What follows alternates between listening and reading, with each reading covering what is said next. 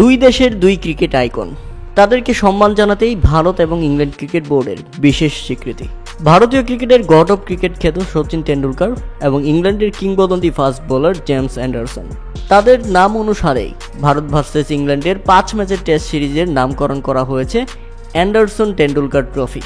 শুধু কি তাই, তাদের ছবি এবং স্বাক্ষর খোদাই করা হয়েছে এই সিরিজের ট্রফিতে। এই ট্রফিটি এখন ভারত ও ইংল্যান্ডের মধ্যকার 5 ম্যাচের টেস্ট সিরিজে যে বিজয়ী হবে তাকে প্রদান করা হবে। আর সবচেয়ে অবাক করা ব্যাপার হলো, যাদের নামে এই সিরিজ কিংবা এই ট্রফিটি তৈরি করা হয়েছে সেই দুই কিংবদন্তি সচিন টেন্ডুলকার এবং জেমস অ্যান্ডারসন উপস্থিত ছিলেন এই ট্রফিটি উন্মোচন করার জন্য।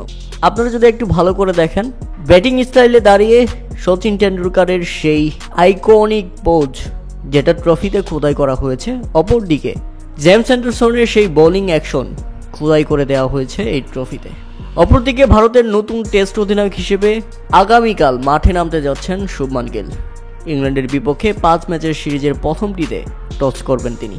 বিরাট কোহলি, রোহিত শর্মা, রবিচন্দ্রন অশ্বিনের পরবর্তী যুগে ভারতের নতুন টেস্ট যাত্রায় শুভমান গিলের কাঁধেই আবার হাত রাখলেন ভারতের সাবেক কিংবদন্তি ক্রিকেটার সচিন টেন্ডুলকার।